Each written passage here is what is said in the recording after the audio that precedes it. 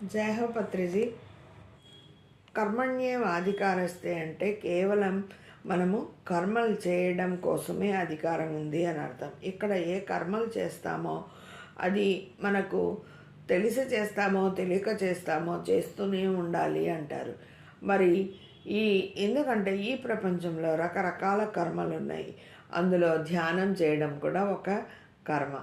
కర్మ అంటే కర్త, కర్మ, క్రియ, పని. ధ్యానం చేయాలి అనుకున్నాం, మరి కదలకుండా కూర్చొని కళ్ళు మూసుకొని శ్వాస మీద ధ్యాస పెట్టాం. ఓకే అని చెప్పేంత వరకు మరి కళ్ళు తెరవకూడదు. మరి ఇదంతా ఒక కర్మ. ఇది చేయడం వరకే మనకు అధికారం ఉంది. మరి ధ్యానం చేస్తే నాకు లాభం ఏమొస్తుంది అనుకోవడానికి మనకు అధికారం లేదు. ధ్యానం చేయాలనుకున్నాం, కళ్ళు మూసుకున్నాం, వేళ్ళల్లో వేళ్ళు పెట్టుకున్నాం, కాళ్ళు క్రాస్ చేసుకున్నాం, మరి నోటిని కట్టేసుకొని ధ్యానంలో కూర్చుందాం, శ్వాస మీద ధ్యాస పెడతాం. మరి ధ్యానం చేస్తే ఏమొస్తుంది అంటే ధ్యానం చేయడం ఎలాగో మనకు తెలుస్తుంది. ధ్యానం చేయడం వల్ల మరి ధ్యానం వల్ల లాభం ఏమొస్తుందో ధ్యానం చేసేవారికి మాత్రమే తెలుస్తుంది. పక్కన వాళ్ళు ధ్యానం చేయయ్యా బాబు అంటే ధ్యానం వల్ల మాకేంటి లాభం అని అంటూ ఉంటారు. వాళ్ళు కూర్చొని ధ్యానం చేస్తే ఏం లాభమో వాళ్ళకి తెలుస్తుంది, మనకు తెలిసినట్టుగా.